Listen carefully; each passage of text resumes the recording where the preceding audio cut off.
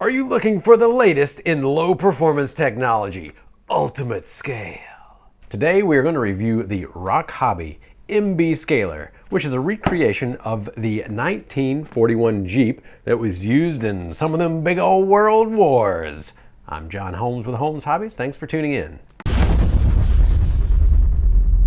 So this is a relatively new rig on the market.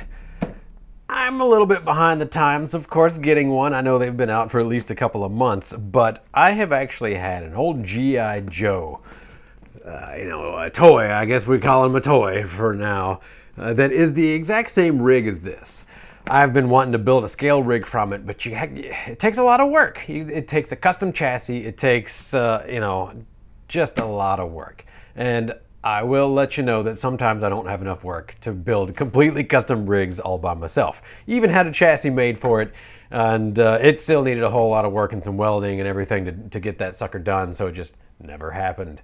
However, I was so excited when I saw this come out because as far as I can tell, they completely recreated that G.I. Joe plastic body, and then they threw hobby grade electronics and a chassis underneath. So when the chance came for me to pick up a couple of these guys, I jumped at it, and I did get two of them, and the reason being is that I'm probably going to break one, I'm probably going to modify it, but I want to keep one stock.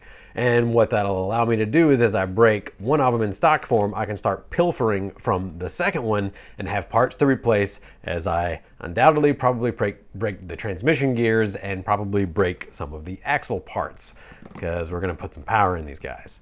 But on the other one, I'll be able to modify it, maybe throw some different axles underneath it, see what we can do as far as the transmission, etc., etc. So without further ado, let's look into this ROC Hobby MB Scaler. Just as we look on the box here, it's a realistic injection molded body. Body on frame design. Where else are you going to put the body but on the frame, I guess? A servo-driven steering wheel, which is pretty cool, honestly. Functional headlights and anti-aircraft light, because, we got to dodge aircraft with this guy. We have a fold-away front windshield. They should probably just call it a loose front windshield because it doesn't just fold away, it flops around. So, super reliable there. Injection molded engine with functional hood. It does have that. Functional spare tire. Fits most 1/6 scale figures, which I actually have none of. I'm a little disappointed that I don't have any big scale figures today. Optional canvas top. I can attest to you can buy an optional canvas top for this. Pre-painted shovel and axe. Shouldn't it already be painted? I mean, the rest of it's painted. Is it really a feature to have it pre-painted if it comes with this guy that's ready to run and already painted? Whatever. Cushioned and upholstered seats.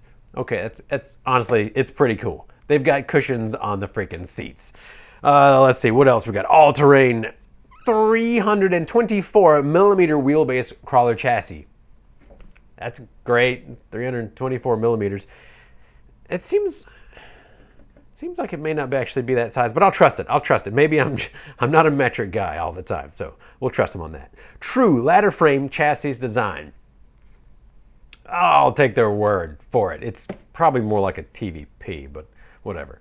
Grippy tires for all-terrain performance. They do seem pretty nice. Beadlock wheels. I'm a little dubious about these beadlock wheels, but more than likely it's just like a double plate design that comes together with a clamshell. Beadlock enough for us. Oversized battery compartment. It's a normal size battery, but let's not split hairs here. It's oversized for all your stick cells, your standard 6-cell packs.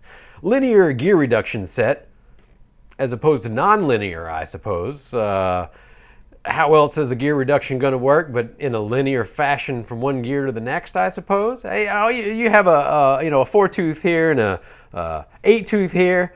It's a 2-to-1 reduction. That's a linear sort of math problem, I suppose, so we're not going to argue with that. Adjustable oil-filled shocks. While they are adjustable and oil-filled, calling them shocks may be a bit of a stretch here on the quality, but overall, I think it's going to be a pretty cool vehicle. But let us not forget, a 550 size 35-turn motor, which in their words, provides fantastic torque. They are very correct. I am extremely happy that they put a 35-turn 550 on here. For a comparison, it's going to be about the same speed as a 45-turn 540 motor. The reason why I am happy is not only is it a slow enough motor for a scale vehicle, because you don't want to be bashing these guys around, but being a 550, it actually does produce really good torque. And since it's a slow enough turn, our torque density actually is pretty nice, because with brush motors, the faster and faster that you get, the more the torque kind of drops off, and we have a golden zone of actually 21 turns having peak torque, but they get kind of mushy and just in general, I think they did a really good choice with installing a 35 turn motor, being a 550 especially stock. I'm really happy about that. Fully waterproof receiver and Hobby Wing 1060 brushed ESC. It's not a bad ESC. It gets the job done. It's not super smooth, but it does have drag brake and an instant reverse, which is what we need in crawlers at the bare minimum. So gets the job done.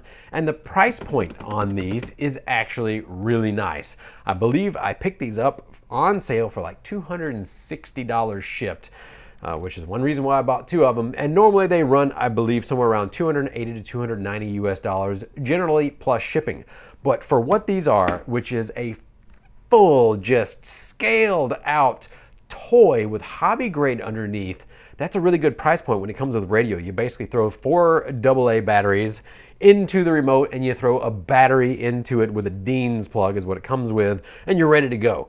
It's fully assembled, and let's get into the packaging that it comes with, which is, in my opinion, just the icing on the cake. We've got this little slip cover, which is always a pain to get off without causing problems. There we go. You get it past the handle. And in my opinion, one of the slickest things about this guy is that it comes in this carrying case. So you got your handle, you know, we can go on some scale adventures, going on a trail ride, and then it comes in this really sweet, just fold open styrofoam box. Smell those Chinese factories just wafting out of this towards your face. It's honestly what pretty much everything that comes from China smells like in a big box. So it kind of brings me good memories, to tell you the truth. So it's got this little thing that was zip tied here. We've already done a little bit of unpackaging for you just for this video, but it took us a while to figure out what this random bar is for. We'll get to that in a minute. So as you can see, we just slide this out of the box. We'll scoot that down, and we have our instruction manual, which will immediately go into the paper shredder. And then we have our radio. That's it. That's what's in the box. And if you want to get your batteries in, there's this little fancy door on this that comes off. Press the button there. This slides forwards or pops up or does something. You shove your batteries into that guy. You put the door back, hopefully, and then you shove it together. It's really cool. You can see the two contacts there. You can see the two contacts on the handle, and then bam, ready to go. That's pretty slick. It's a very basic controller. They do have your trim for your throttle and your steering right there. Looks like a 4-channel. Oh, it's got a 4-channel selector switch, which is probably, you could use on a winch or something like that. Where's our 3rd channel?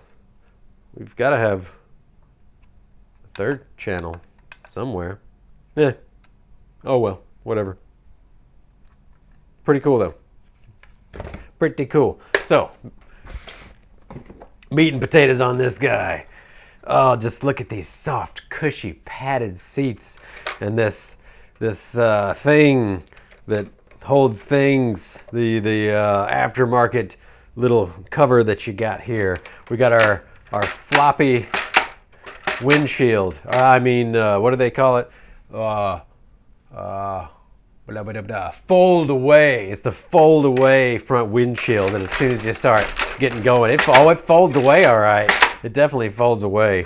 The realistic engine. Let's see if we can get this on the detail shot. Yeah, it's a flat molded engine.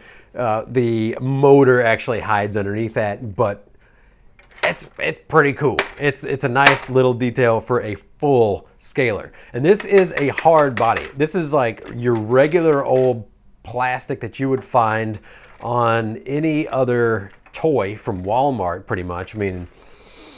What kind of, that smells like, well, it definitely doesn't have nylon in it. I don't even want to try to scratch it with a knife. It's a very soft plastic. I forgot what kind.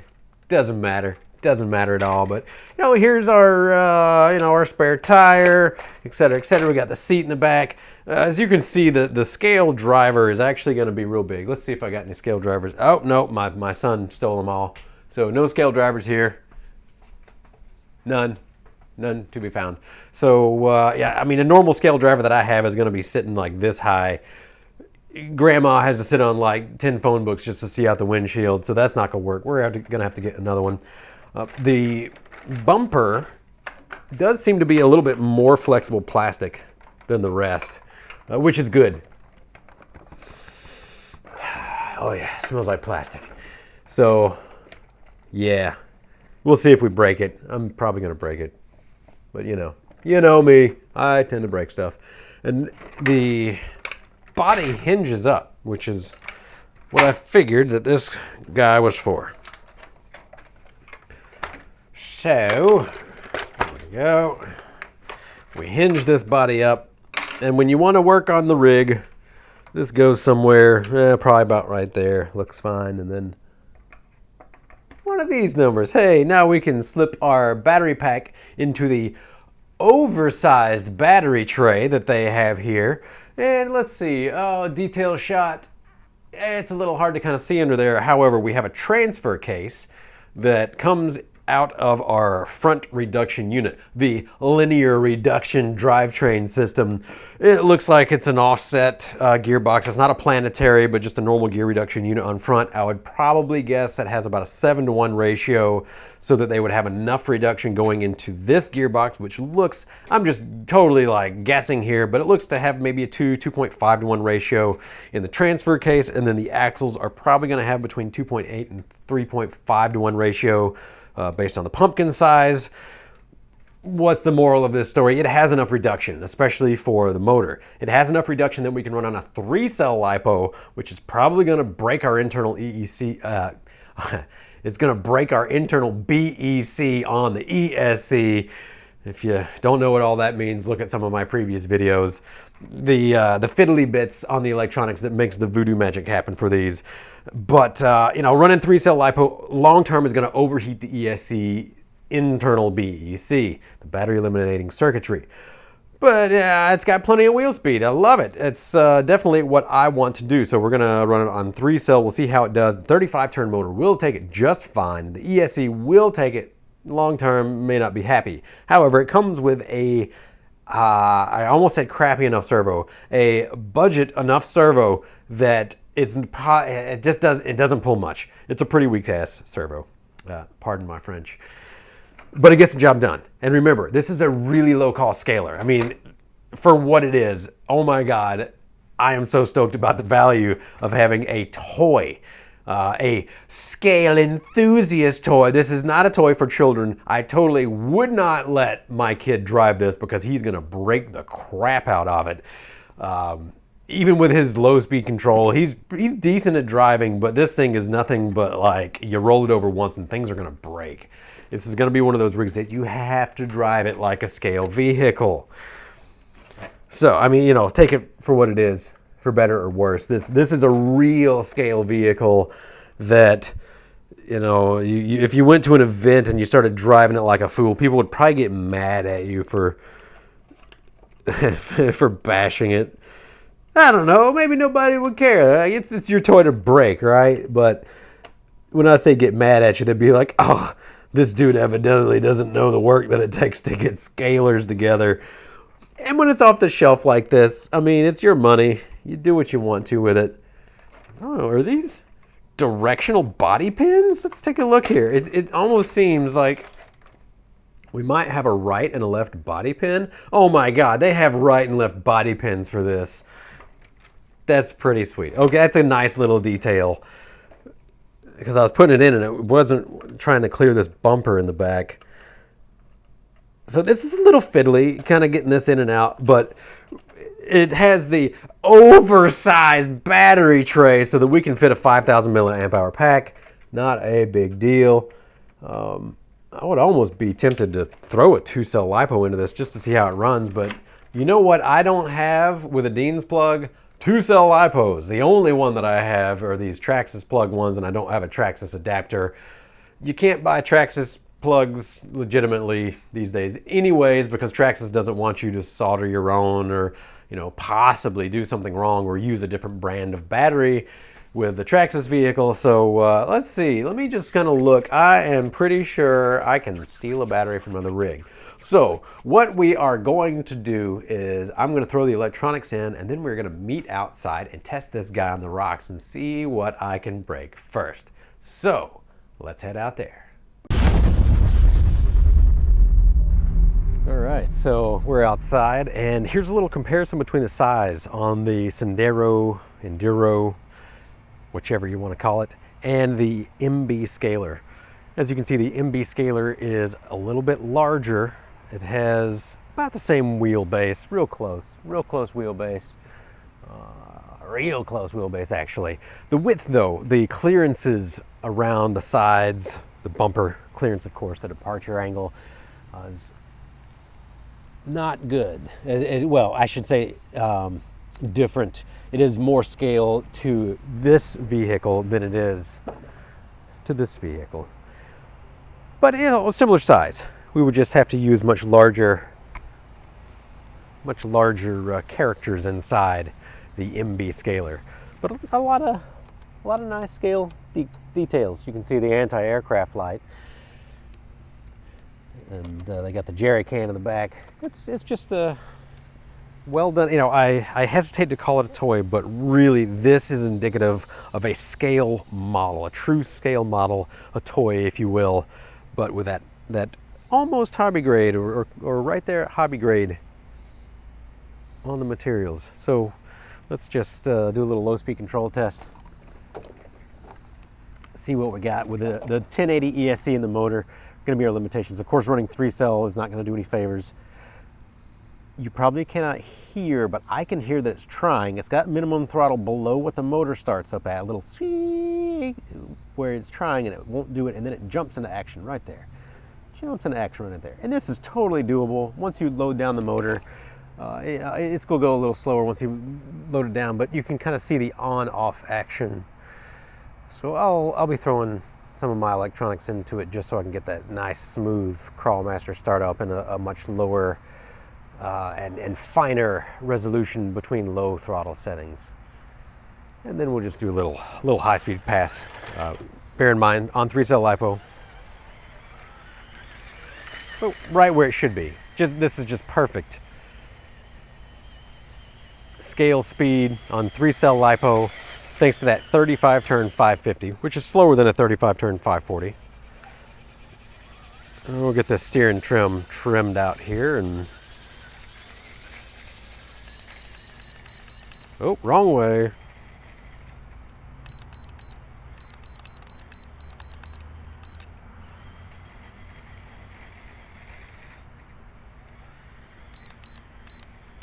There we are, nice and straight.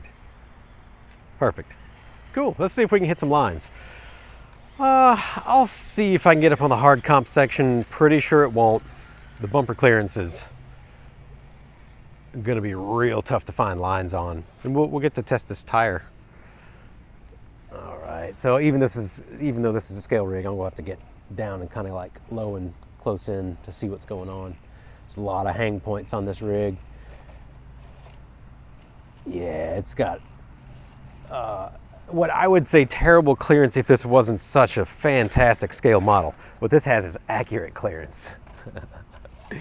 But it's, we're just gonna be dragging everything. We're just, okay, we're trapped. Our servo's not gonna do that. Before I just break it in the rocks, let's go. Oh, hey, already pulled a link out.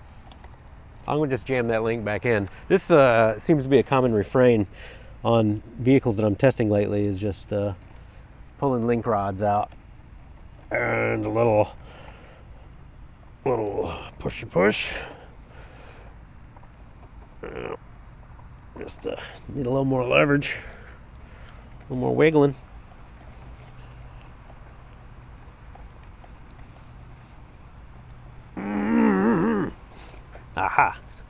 there's the angle. We'll just push that right back in. Boop. And so yeah, maybe that rod end was stripped out from the factory. Whatever it was, once I got it wedged down, it didn't like it. So we'll just have to try some different lines. Maybe replace the rod ends with some Traxxas ones.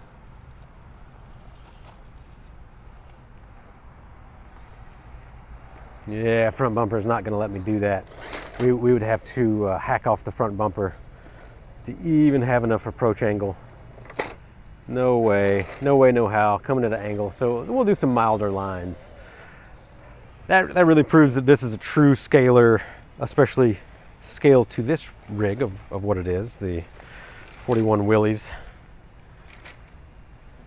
which, let me know if you would get this rig, if you're more of a true scaler, or if you would be tempted to start modifying. And I'll say the grip on these tires, for being such a scale model style of tire, is excellent. They're not having any problem on this powdery limestone.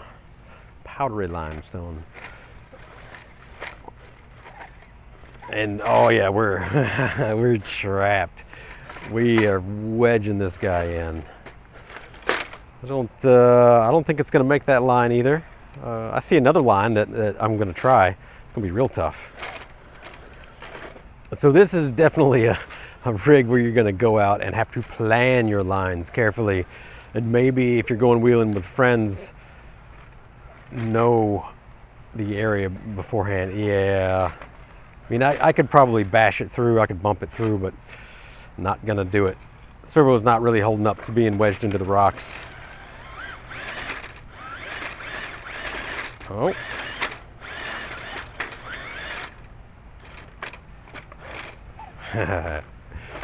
Oh yeah, we're just scraping plastic.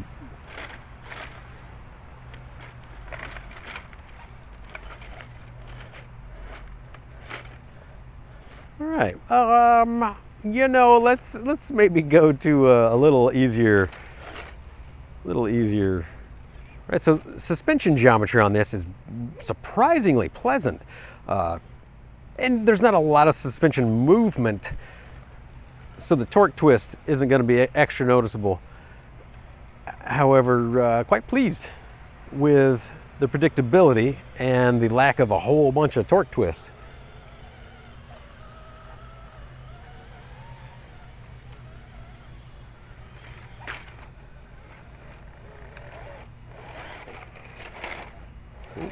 Oh, slip down, go get her wedged in. Oh, so this is definitely going to be the one where I start modifying it so I won't be afraid of scraping the body. And in a shot like this, we need a scale driver, don't we? Let me know in the comments what kind of scale driver you'd want to see. Oh, I almost forgot to mention the steering wheel, scale steering wheel. Look at that. That's it's not the same speed as the main wheels, so the steering on the servo, or the steering wheel, is faster than the actual steering, so it doesn't quite look scale unless you're kind of going slow and it matches it. And that's nice. That's kind of fun. As I get older, I feel like I'm getting less interested in the high performance all the time aspect, and I'm really digging this more scale. And it's amazing that this is a rig that is an option on the market, and we've got such good geometry. Just tickled enough to wear a tie-dye shirt. Yeah, so it descended that. Let's see if we can go back up. And the tires are doing pretty good. Could be worse. I have definitely had ready to run rigs with worse. We'll have to use a little bit of wheel speed bump. It's kind of loose rocks, so we will focus on generating wheel speed up these little flat faces that we have, and then, oh yeah, enough to pull us through.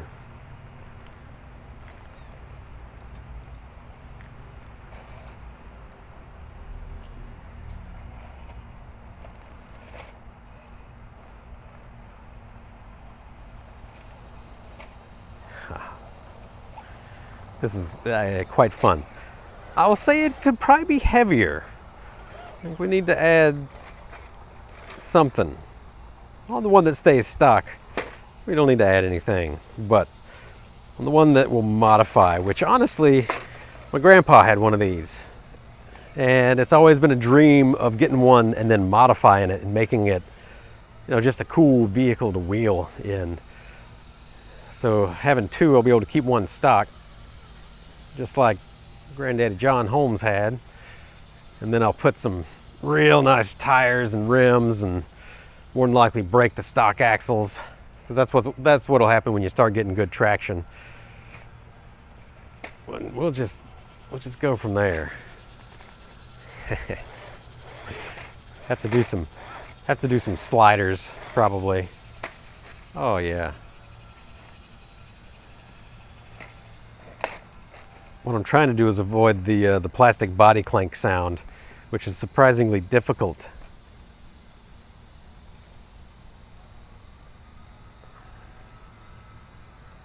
We edge down, edge down. All right, so this ESC doesn't have active drag or active throttle. So as soon as I get onto the throttle, it's rolling down. Oh, I think I pulled the link out. Front axle is acting like it. All right. That was a good time. I really enjoyed wheeling this. I can definitely give this 2 thumbs up. As far as what the price value is, as far as what it is, being such a super scaler with what appears to be hobby grade electronics. It obviously is hobby grade electronics, 2.4 gigahertz, your regular old, you know, plug-in 1080 ESC 550 motor in there. The strength of the gear sets long term is to be determined. Of course, I assume the servo is going to burn out running it through stuff like this. But overall, man, this is quite the scale rig. I'm very happy to have this. I'm very happy that I already pulled that out. I'm very happy that our market is at this point to where we're getting this, because I hope that we see a whole lot more of them. I really do, because just imagine the sorts of rigs that we could have true scale replicas of. Well, okay, so this isn't actually a true scale replica because they don't have the Jeep licensed grill. So, you know, there's that. That's if you were going to modify this guy, I think that would be the one thing to do, is to replace this front section of the body. It wouldn't be very easy, but splice in an actual, you know, 3D print your own or whatever. That'd probably be the thing to do these days. Cut it out and put it in there. But besides that, you know, true scale models, getting distracted here. Yeah, good times, good times. A couple of things that I would have to do to this guy. Probably replace a lot of the link ends. We've already pulled out that one again. Of course, getting through, I'm abusing it. This is not what it's intended for. It's intended to go through kind of mild stuff and look more scale. But I would do that. I'm definitely going to throw a BRXL and a Crawlmaster in there. Probably do a Crawlmaster Pro and hope and pray that the gear sets don't get hurt. And besides that, man, just wheel it and have some fun. Honestly, even as it is, I would just throw a Crawlmaster Sport motor in there if I wanted to do like a low cost, just, you know, get some better throttle feel to it. Wouldn't take much. Probably, well, the 12 turn would be fast. The 15 turn Crawlmaster Sport 550 would be a really good smooth replacement that would be really similar to the speed that it is. Maybe a touch faster, but really, really similar. Yeah. So that's probably what I'll do. In this stock rig, I'll just throw something like a Crawlmaster Sport in, and then the modifiable rig, we'll start with the wheels and the tires and the full upgrade on the electronics. See what it can handle. I haven't had this much fun doing a review for a long time, even though a lot of the new releases have been awesome. Just the difficulty in driving, the scale factor of this one is knocked out of the park. So I hope to see that the drivetrain holds up. And if it doesn't, then hey, maybe we'll just throw some Vanquish axles under there or something, right? Have some fun with it. Well, I hope you enjoyed this review, because I surely did. If there's anything that you have questions about this rig, leave them in the comments. I will do my best to get to them. And as always, thank you for tuning in. Have a great day.